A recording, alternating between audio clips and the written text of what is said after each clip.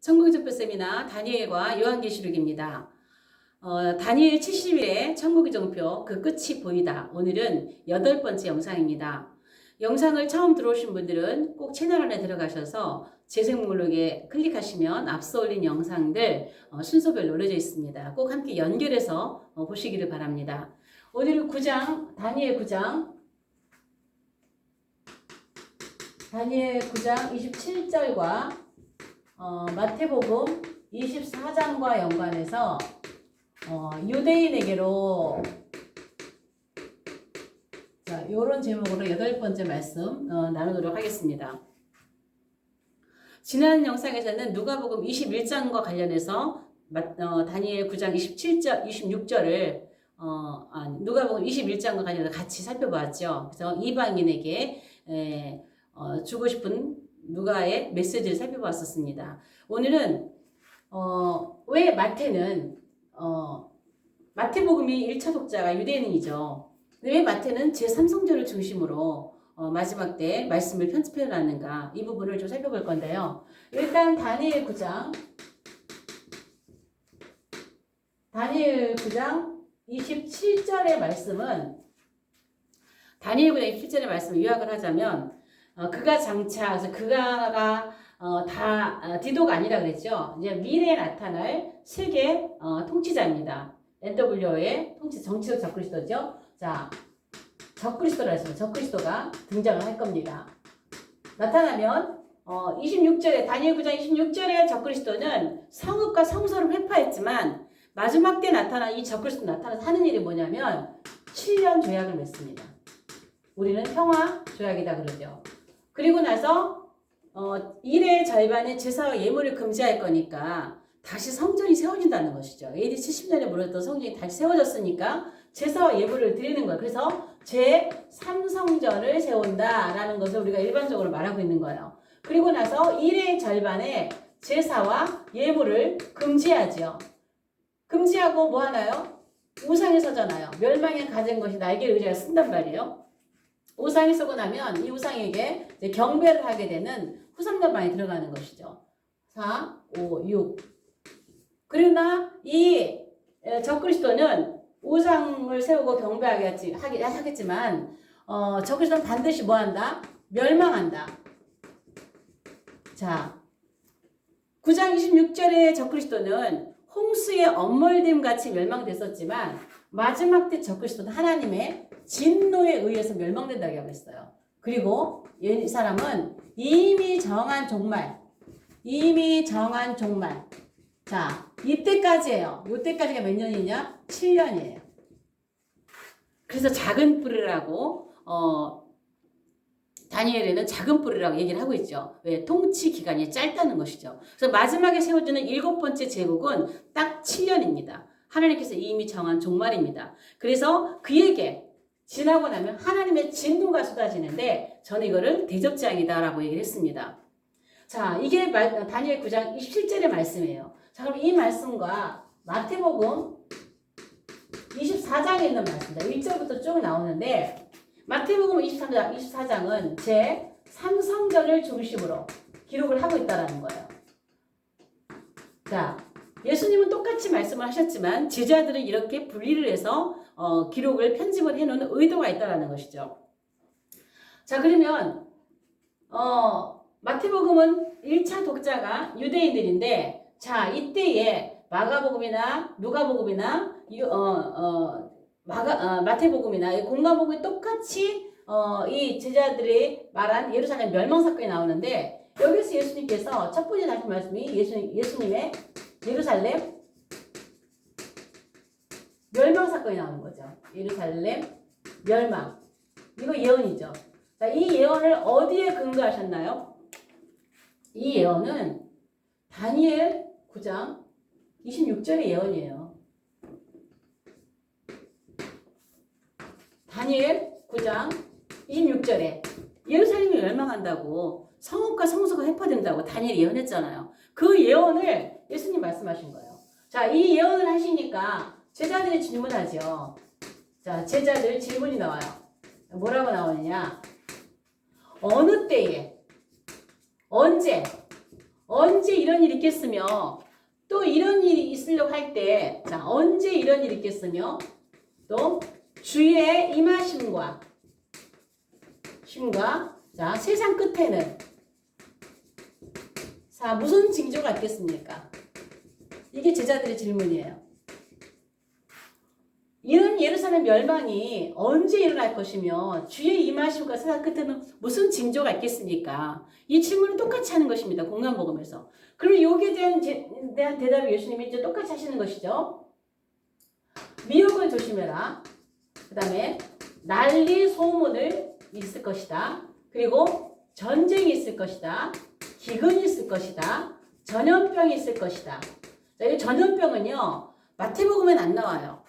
마가복음에도 안 나와요. 누가복음에 나와요. 누가는 의사이기 때문에 이걸 다 집어낸 거죠. 그래서 전염병이 있다. 그 다음에 여기도 미혹을 얘기하고 있지만 여기도 자 거짓 그리스도와 거짓 선지자들이 나온다. 그리고 핍박과 환난이 있을 것이다. 또 불법이 성행할 것이다. 그리고 복음이 땅끝까지 전파되면 자, 이 중요한 말씀 그제야 끝이 오리라. 자, 이 말씀을 하세요. 이거를 제가 지난 시간에 얘기했지만 이거는 일반 징조다 얘기했고 일반 징조는 제가 인의 사건을 말하는 것이다라고 얘기했어요.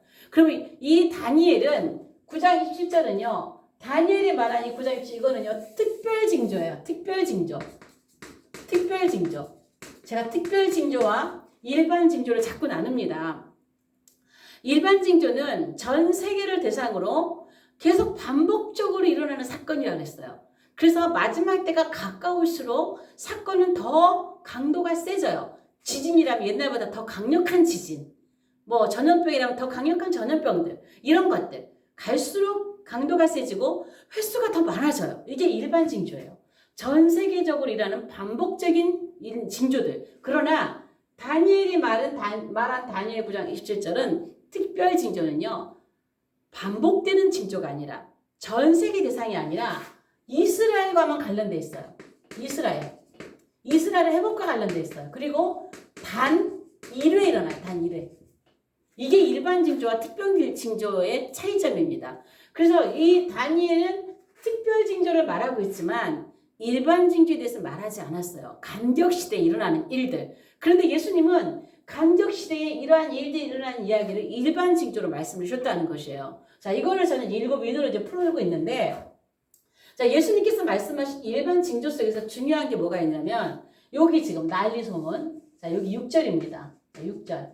자, 난리 소문까지 얘기를 해보면 뭐라고 하시냐면, 이런 일이 있어야 하되, 아직 끝은 아니다. 라는 말씀을 하세요. 그리고 또 전염병까지 여기까지 기근과 전쟁 전염병이 있을 것이다. 여기까지 말씀하시고 그 다음에 8절인데요. 8절에 자 6절에 8절에 자 여기가 재난의 시작이다 라는 말씀하세요. 자 중요한 거 여기 1 여기 2 그 다음에 세 번째가 그제야 끝이 오리라. 자, 요 말씀이에요. 여기 말씀을 조금 주목하고 살펴보도록 하겠습니다. 자,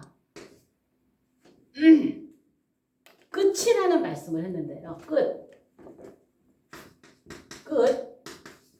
자, 제가 앞에서 첫째 부활을 강의를 할 때에 이런 강의를 했습니다. 끝에라고 하는 두 단어가 있다. 헬라어에 텔로스라는 게 있고 에스카토스가 있어요. 에스카토스. 자, 이 텔로스는 뭐냐면 한계로서의 도달점이에요. 한계. 더 이상 갈 곳이 없어. 결국이라는 뜻이에요. 결국. 이게 텔로스입니다. 그 다음에 에스카토스는 가장 먼. 자, 끝에 또는 종말에 이런 뜻이에요. 그래서 요거는 마지막 우리가 그 유명한 마지막 나팔 또 마지막 아담 또 마지막 때 요한일서에 말한 마지막 때 이런 말을 전부 다 에스카토를 쓰고 있어요. 그런데 요 한결 수도할점인 텔로스는 마지막 부활할 때 제가 이 말씀을 드렸습니다. 더 이상 갈 곳이 없다는 거예요. 그러면 여기 한결의 끝이 뭐냐면요. 자, 여기서 지금 요 마지막 때를, 자, 여기 7년이고, 십자가 사건, 예루살렘 멸망 이후에 여기 기간이거든요. 자, 여기서부터 요 7년은요, 하나님이 정하신 시간이에요. 7년이에요, 7년. 여기서부터는 날짜가 딱 정해져 있어요. 2520일입니다. 날짜로 따지면, 달로 따지면, 84개월입니다. 42달, 42에서. 그러면 요 기간은 정해져 있지가 않거든요. 여기까지 69일이 지나고 한 일이거든요. 여기가, 자, 한결에서 끝이 이 텔로스가 뭐냐면요. 여기에서 난리와 난리 소문을 얘기할 때에 아직 끝이 아니다. 요 끝이 텔로스예요. 텔로스. 그리고 이게 무슨 말일까요? 아직 끝이 아니다. 이거 여기까지 아니라. 아직 마지막 7년. 자, 여기 마지막 7년을 남겨놓고 계시록 10장 7절에서 뭐라고 하나요? 더 이상 지체하지 않겠다. 지체하지 아니하리니. 그래서 제가 앞에 올린 영상 중에서 더 이상 시간이 없다라는 제목을 넣었어요. 가장 많이 본 영상인데요. 더 이상 시간이 없다. 마지막 7년과 관련해서 어떤 사람은 제가 그 제목을 소설과 같이 그런 그냥 긴장감을 조성하고 제가 만드는 말이라고 하는데 제가 만든 말이 아니고 성경에 있는 말씀 그대로예요. 우리 글에는 우리 번역에는 지체하지 아니하리니. 그러나 킹제임스 성경이나 다른 번역에서는요. 시간이 없다요. 시간이 없다. 그럼 무슨 시간이냐? 요 끝이 이거란 말이에요. 여기. 이제 7년밖에 시간이 없다라는 거예요. 그런데 여기서 지금 난리 소문을 얘기하면서 텔로스가 아니라는 거예요. 그럼 언제가 텔로스냐? 천국 복음이 다 전파되고 나면 그때가 텔로스야. 왜? 7년 바로 전이야. 그런데 이게 왜 중요할까요? 예수님께서 말씀하신 이게 지금 텔로스가 아니라고 하는 이 말씀이 이건 끝이야. 이런 일들이 있어야 되는데 아직 끝은 아니야. 이 말씀 왜 중요할까요? 지금 오늘날 계시록을 푸는 대부분 해석이 뭐라 그래요? 이런 일반적인 재난들이 전부 다 끝에 일어난다고 얘기하고 있잖아요. 마지막 7년에. 마지막 7년은 끝이에요. 텔로스가 지난 이제 우리에게 주신 이 감격시대. 다니엘 9장 26절과 27절에 정해져 있지 않은 이 감격시대 끝이란 말이에요. 텔로스. 물론 마지막 부활은 이제 흰보자 심판을 앞두고 있는 그때 마지막 부활이지만 그때 텔로스 부활이라고 했지만요. 여기서 말하는 텔로스는 결국 한계. 여기 지금 마지막 7년을 두고 말하는 거라고요. 그래서 지금 2023년인가 25년인가 이제 전 세계 전부 다 성경책 번역이 다 들어간다 그러잖아요. 선교사가 다 들어간다 그러잖아요. 이제 끝이에요. 끝이 얼마 안 남았어요. 그런 시대로 살고 있는 거예요. 그래서 천국 복음이 다 복음을 전하면 그치야 텔로스가 오리라. 그러나 여긴 텔로스가 아니다. 근데 일반적으로 전부 다 마지막 텔로스 끝에 이러한 일들이 일어난다고 말하고 있는 거예요. 자, 뒤에 얘기를 좀 더 살펴보면 여러분 이해가 가실 텐데요. 자, 여기에서 재난이라는 말이 나와요. 자, 요거 두 번째. 전염병, 전쟁기근 전염병을 얘기하고 이것이 재난의 시작이다. 여기 이런 일이 있어야 돼. 아직 끝은 아니니라. 그리고 여기까지 하고 이것이 재난의 시작이다 그랬어요. 재난. 요 재난이라는 말이 오딘이라는 말이에요. 오딘. 헬라어 오딘인데 오딘이 뭐냐? 고통이에요. 고통. 특히 무슨 고통이냐? 여인의 해산의 고통이에요. 해산의 고통. 자, 해산의 고통이 어떻게 오나요? 뜨문뜨문 오잖아요. 처음에는. 이 진통이 왔다가 또 한참 있다가 오고 또 한참 있다가 오고 그렇게 있다가 나중에는 좀 빨라지잖아요. 간격이 좁아지잖아요. 그러다가 나중에 그냥 심해지면 이제 병원 가는 거 아니에요? 마찬가지로 자 이거는 무슨 얘기를 하는 거냐면요. 인의 간격을 얘기하는 거예요. 인의 간격. 이러한 사건이 일어나는 이게 지금 이런 사건들이 일반적인 징조들의 간격이에요. 이러한 사건들이 한꺼번에 딱 오는 게 아니라 여인의 이런 고통이란 말이야. 재난이 오딘이란 말이에요. 여인 해산과 같이 예산의 진통과 같이 뜨문뜨문 일어난다는 얘기예요. 그러니까 이의 사건은요. 7년 안에 일어나는 사건이 아니라 벌써부터 일어난 사건이야. 그러니까 요한에게 줄 때는 속히 될 일이라고 한 거예요. 벌써부터 이런 사건이 일어나면서 100년 만에 200년 만에 이는 100년단입니다. 100년단이에요. 300년 만에 400년 만에 이게 긴 기간 동안 일어나는 거예요. 그러다가 나팔 사건은 아주 간격이 굉장히 좁아져요. 10년 단위로 좁아지고 마지막에 대접은 제가 월단위 1단이라고 했잖아요. 사람이 살 수 있는 환경이 아니라 그랬잖아요. 대접은. 그래서 대접은 한꺼번에 확 쏟아지는 거예요. 그러니까 대접은 쏟아 붓는다고 하는 거예요. 쏟아 붓는다고. 나팔은 경고하면 불잖아요. 경고하잖아요. 경고는 때가 얼마 안 남은 거예요. 그렇지만 이는 여열의 해산의 진통과 같이 인의 간격이. 이건 어디냐? 간격시대. 간격시대예요. 이 간격시대에 일어나는 이 일들이 뜨문뜨문 100년 만에 200년 만에 300년 오다가 이 복음이 다 끝나면 그제야 끝이 우리라 얘기를 하는 거예요. 자, 그 다음에 하나를 더 보면 여러분이 또 더 이해를 하실 것입니다. 자, 환난이라는 단어를 봐요. 환난. 환난이 9절에 한 번 나오고 21절에 한 번 나와요. 9절에는 그냥 환난이고 21절은 큰 환난이에요. 메카스 들립시스예요. 자, 이 환난이 뭐냐면 들립시스거든요. 들립시스. 자, 이 들립시스가 뭐냐? 제가 늘 얘기하지만 환난은 짐승과 관련이 있습니다. 짐승의 핍박과 관련이 있다 그랬습니다. 자, 들립시스는 뭐냐? 압박이에요. 압박. 자, 육체적으로 가하는 폭력입니다. 폭력. 좀 더 정확하게 폭력입니다. 왜 그러냐? 자, 그럼 9절에는 그냥 환난인데 왜 21절에는 큰 환난이자? 마태복음 24장 15절부터 다니엘이 말한 바 그러잖아요. 15절 이후는 지금 대환난이야, 대환난. 여기 지금 대환난이야, 대환난. 자, 대환난에 무슨 압박이 오지요? 무슨 압박? 자, 목베인 압박이 오잖아요. 목베인. 경배하지 않으면 목베이 받잖아요. 표를 받으려면 경배를 해야 되고 경배를 안 하겠다고 거부하면 목베이를 받잖아요. 얼마나 무서운 육체적인 압박이 우리에게 오는 그런 환난이 대환난이란 말이에요. 들립시스예요. 들립시스. 그런데 재난과 환난은 구별을 못하는 거예요. 무조건 이 재난이나 환난을 대환난에다가 다 집어넣어버리는 게 지금 현재 모든 계시록의 전통적인 해석이란 말이에요. 그러나 예수님은 재난과 환난을 구별을 해주셨어요. 재난은 벌써부터 일어나고 있고 인이 지금 다 떼어지고 우리는 나팔 시대에 살고 있음에도 불구하고 대부분의 계시록을 해석하시는 분들이 이 재난 이것 전부 다 대환란이라고 생각하고 전부 다 대환란 7년 안에 꾸역꾸역 집어넣는 거예요. 이게 해석이 안 돼가지고 이게 이해가 안 돼가지고 용수철 튕겨 나오듯이 튕겨 나오려고 하는데 안 돼. 7년 안에 다 일어나야 돼. 막 꾹꾹 밀어 넣습니다. 그렇지 않습니다. 재난과 환난을 구별해야 돼요. 자, 좀 더 정확하게 보겠습니다. 자, 누가복음 21장 23절에 보면은 큰 환난이라 나와요. 큰 환난. 제가 환난은 짐승과 관련되어 있다고 그랬지만 이 환난은 조금 달라요. 유대인들의 환난은요. 제가 이 환난은 대환난이 아니라고 그랬죠. 근데 대부분의 목사님들이 이걸 대환난으로 이해를 한다고 그랬어요. 이건 대환난이 아니라 그랬어요. 누가복음 21장은 AD 70년 사건이에요. 70년 마지막 때 사건이 아니라 AD 70년 사건이에요. 그러면 이거는 뭐냐면 누가복음 21장의 환난은요. 아난케예요. 아난케. 헬라어 아난케. 이 아난케는 뭐냐면요. 이 아난케는 곤란하다. 또 좌절. 또 강제. 자, 이런 뜻을 갖고 있어요. 아난케. 그럼 이게 왜 유대인들에게 왜 이런 아난케, 곤란, 좌절, 강제 이런 의미가 있을까요? AD 70년에 성읍과 성소가 파괴되잖아요.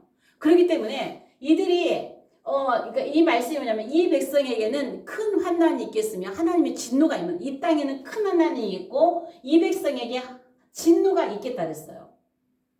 진노가 있겠다. 그럼 이게 무슨 말이냐?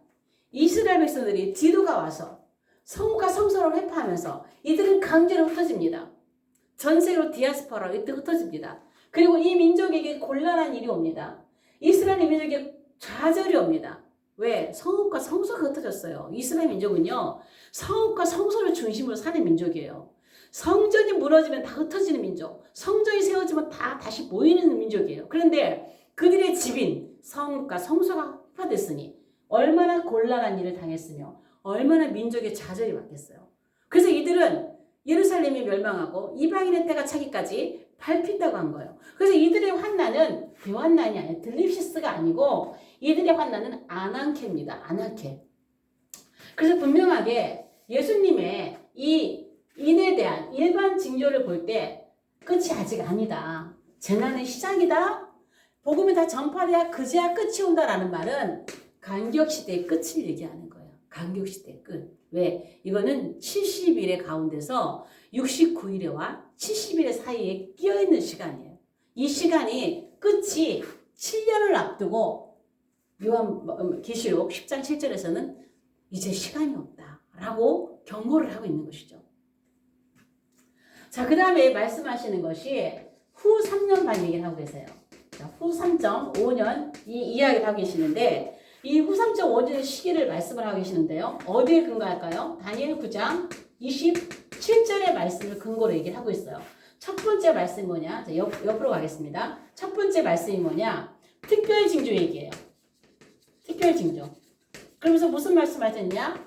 다니엘의 말한 바 멸망에 가증한 것이 거룩한 곳에 산 것을 보거든. 자, 거룩한 곳은 성전입니다. 성전.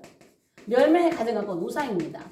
이런 걸 보거든 깨달으라 그래요. 읽는 자는 깨달을진저 도망가라. 자, 이 말씀이 누가복음에 있었죠. 예루살렘이 군대들에게 에워싸이는 것을 보거든 멸망이 가까운 줄 알아라 그랬어요. 무슨 멸망? 예루살렘 멸망. 예루살렘 멸망. 그러면 여기는 지금 자, 요 말씀이 지금 다니엘 9장 17절을 얘기하고 있는 거예요. 이거를. 그럼 여기서는 특별히 뭐예요? 다니엘의 말한 바 이거 기억하라는 거예요. 성전에 우상이 선 것을 보고는 뭘 깨달으라는 뭘 깨달으라는 거예요. 이거 깨달으라는 거예요. 다니엘 9장 27절에 말씀한 이 말씀을 깨달으라는 얘기예요. 너무 분명하잖아요. 그런데 왜 이런 말씀을 가지고 똑같은 사건이라고 얘기하고 예루살렘이 군대들에게 에워싸이는데 왜 대한민국의 미국의 군대들이 에워싸이는 도망가라고 하며 아직은 다니엘이 말한 바 성경에 우상이 쓰지도 않았는데 그걸 바르게 깨닫지 못하고 왜 지금이 도망가는 때라고 그러고 대한민국의 멸망이 작정돼 있으니 도망가라고 하고 성령의 인도하심을 따라 그럴듯하게 왜 이렇게 미혹하느냐는 거예요. 왜? 요한계시록 바르게 보지 못하기 때문에 그래요. 다니엘과 요한계시록을 제대로 이해하지 못하기 때문에 그래요. 분명하게 다니엘이 말한 바 이거 얘기하는 거예요. 이거. 멸망에 가증한 것이 성전에 우상이 선 것을 보면 깨달아라. 누가복음에서 어떻게 해요? 멸망에 가까운 줄 알아라. 여기서는 뭐예요? 깨달아라. 마지막 때 이제 마지막 7년이 남은 것을 깨달아라. 마지막 7년이 아니라 후 3년 들어간 대환란. 이건 좀 대환란이거든요. 후 3.5년이에요. 후 3.5년. 7년 가운데서 대환란이에요. 자, 이게 온다라는 다니엘이 말했잖아. 적그리스도가 온다. 우상에게 경배한다. 이런 얘기 했다잖아. 자, 여기 다니엘이 말할 때 어떻게 해요? 7년 주약이 맺어지는데 1의 절반에 지상 예물이 금지된다. 또 우상이 세워진다. 이거 얘기한 거. 이거 깨달으란 얘기예요. 그럼 뭐예요? 이제 우상년에 가서 특별지조가 있으면 다니엘은 이 시기가 되면 언약이 깨어지고 뭐 할 것이고 이런 거를 자세하게 깨달으란 얘기예요. 자, 그리고 나서 2번. 자, 특별징조를 얘기했고 이번에 21절에 가면은요. 21절에 가면 창세 이후에 없었던 얘기를 합니다. 창세 이후 없었던 환란에 대해서 얘기합니다. 이게 대환란이에요. 지금 다니엘이 말한 바 15절부터 이 얘기를 하시면서 창세 이후에 없었던 얘기를 하고 있고요. 그 다음에 무슨 얘기를 하고 있느냐. 28절에요. 28절에 독수리 죽음 얘기하고 있습니다. 독수리. 자, 독수리들이 죽음이 있는 곳에는 독수리들이 모일 것이다. 자, 죽음이 있는 곳에는 독수리가 모일 것이다. 자, 이게 무슨 말씀인가요? 여러분, 독수리 죽음 이거 얘기하면요. 아마겟돈 전쟁이 쌓이는 걸 알아야 돼요. 아마겟돈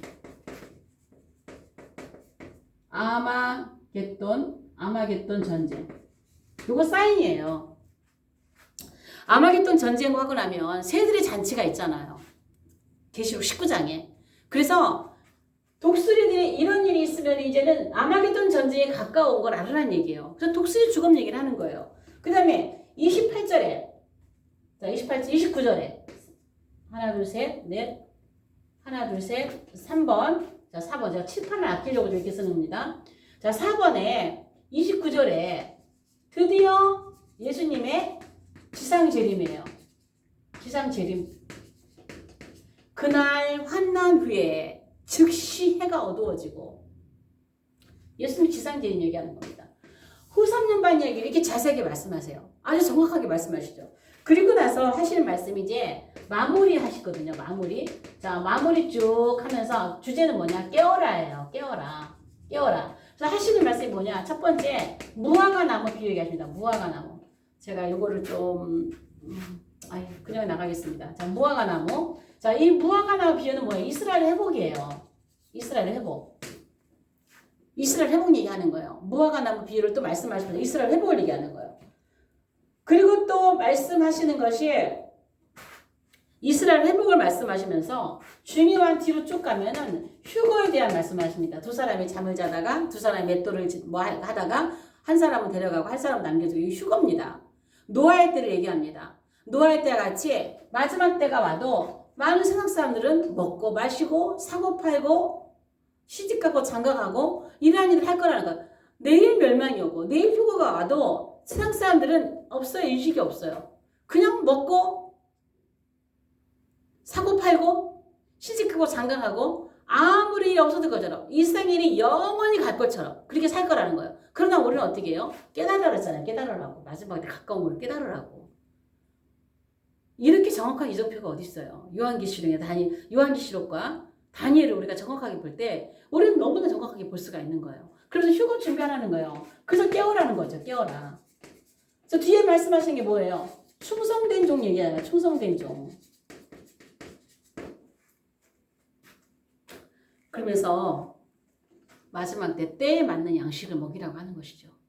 그런데 왜 그렇게 마지막 때 이야기를 듣기 싫어할까요? 사단이 싫어하는 거예요. 왜 요한계시록을 그렇게 열지 못하게 할까요? 왜 요한계시록 하면 막 이단 취급하고 그렇게 종말론자 취급하고 우리는 무슨 종말이죠. 그러나 더 정확하게 하면 사단이 종말이에요. 우리는 새로운 시작이에요. 우리는 종말을 볼 게 아니라 하나님의 나라가 이제 가까이 오는 새로운 시작을 봐야 되는데 이단들에게 속아가지고 계시록 얘기가 많으면 두드러기가 나는 거예요. 충성된 종이 못 되고 있는 거예요. 여러분 때에 맞는 양식 지금 먹여야 합니다. 모르면 배우시고 때에 맞는 양식을 먹여야 돼요. 자꾸 세상에 독을 먹을 게 아니라 마지막 때 지금 우리가 지금 어떠한 말씀으로 성도들을 어떠한 말씀으로 깨워야 되는지를 아셔야 된다는 거예요. 충성된 종 얘기하는 거예요. 그래서 충성된 종 얘기할 때 참 재밌는 얘기를 하시죠. 우리가요 주인 앞에 가면은요 이제 그 때에 맞는 양식을 먹이고 이제 마지막 때 이야기를 하시면서 그런 얘기를 하시잖아요. 알고 잘못한 사람은 성경 어디 보면 알고 잘못한 종들은 많이 맞는데요. 그러나 모르고 잘못한 사람들은요 조금 맞는다고 그러죠. 어쨌든 우리는 가르치는 자들은요 하나님 앞에 심판을 받게 돼 있어요. 제가 잘못 가르치면 그리스도의 심판 때 앞에서 심판 받을 것입니다. 마지막 때는 우리가 마지막 때 말씀을 가르치는데 우리가 알고 안 가르친다면 많이 맞아요. 마지막 때가 올 걸 알면서 주님이 가까이 온 걸 알면서 계시록을 열어야 되는데 알면서 안 가르쳤다. 많이 맞아요. 그러나 모르고 가르치면서도 마지막 때가 알면서도 또 잘못 가르치는 사람들 있잖아요. 모르고 잘못한 사람 조금 난단 말이에요. 어떻게 해야 되겠어요? 마지막 때 가까이 왔으면 충성된 종이 되어서 때에 맞는 양식을 먹여야죠. 때에 맞는 양식을 먹여야죠. 자, 그리고 그럼 마지막으로 자 하나 둘 셋. 자, 세 번째 왜 마태복음 24장에서는 왜 제3성전을 중심으로 얘기했나? 왜 이렇게 얘기했나? 저는 이렇게 봐요. 첫 번째는 유대인들에게 대한 경고예요. 자, 이제 구속사의 주도권이 어디로 와야 돼요? 유대인에게 넘어야 됩니다. 구속사의 주도권이 유대인에게 넘어오기 때문에 어떻게 해요? 유대인에게 깨어라요. 자, 여기에요. 69일으로 끝나고 남은 한 일회가 있잖아요. 이제 제3성전이 세워지면 이제 마지막 유대인들에게 이방인들에게 넘어갔던 구속사의 주도권이 다시금 유대인에게 자, 돌 감람나무에게 넘어갔던 주도권이 이제는 참 감람나무에게 다시 온다라는 것을 경고하는 거예요. 유대인들아 깨어나라는 거예요. 이제 다니엘에게 주신 70일의 마지막 한 일의 완성을 유대인이 해야 되죠. 이방인의 때가 지났어요. 이제 이방인의 때가 지나고 이제는 유대인의 마지막 남은 한 일에 야곱의 7년 환란이라고 그러죠. 야곱의 7년 환란이라고 그러죠. 야곱의 환란의 때라고 그랬어요. 자, 이 기간을 이제 유대인에게 온다라는 걸 깨우치고 깨닫고 이제 구속사의 바톤을 이어받을 준비를 하라는 거예요. 그래서 유대인인 마태는 유대인들을 깨우고 있는 거예요. 이방인인 누가는 이방인들을 깨웠지만 이방인인 유대인인 마태는 유대인들을 깨우는 겁니다. 구속사의 주도권 이제 우리에게 온다. 우리가 이제 정신 차리고 이 마지막 때 이거 구속사를 완성시킬 이 사역을 이 땅에서 할 일을 우리가 바톤을 이어받아 준비하라는 것이죠. 그 다음에 두 번째는 뭘까요? 다니엘의 70일에 이게 지금 완성된다라는 거예요. 그러므로 우리 조상 다니엘이 받았던 그 70일에가 완성이 되면 뭘까요? 끝에 뭐예요? 지금 중요한 게 있죠? 중요한 거. 이게 완성이면 이스라엘의 회복이 가까웠다는 거예요. 그렇게 이스라엘 백성들이 사모했던 이스라엘의 회복의 때, 예수님이 십자가에서 죽으시고 부활하시고 감람산에 올라가실 때 예수님의 진짜 그 발밑에서 이스라엘 회복하심 이때니까. 그러나 아니었죠. 다니엘이 주여 삼창을 하면서 그렇게 이스라엘 회복을 해서 기도했지만 아직 응답이 안 됐죠. 이제 우리 조상 다니엘이 나라와 민족으로서 기도했던 그 기도의 응답이 이제 가까이 왔다라는 거예요. 이 회복이 이게 가까이 왔다는 가까이. 이제 가까이 왔다. 정신 차리자요. 가까이 왔다. 이스라엘 회복이 가까워. 70일에가 완성되면 70일으로 정했다 그랬잖아요. 정했으니까 그게 정하면 이스라엘 회복이 완성되는 것이죠. 이 말을 하고 싶은 거예요. 마태는. 그래서 제3성경을 중심으로 다니엘 9장 27절과 관련해서 마태는 그렇게 편집을 해놨다는 것이죠. 그래서 우리는 마태복음과 누가복음을 구별을 잘하고 하나님 주신 말씀의 의도를 따라서 우리가 말씀을 풀어가야지. 대화한 날이면 무조건 대화한 날, 무조건 7년 이렇게 생각하면 우리가 풀어지지 않는 것들이 너무 많은 거예요. 자, 오늘 영상은 여기까지 하겠습니다. 영상이 좋으시면 좋아요, 구독, 공유, 채널 소개 부탁드립니다. 다음 영상에서 뵙겠습니다.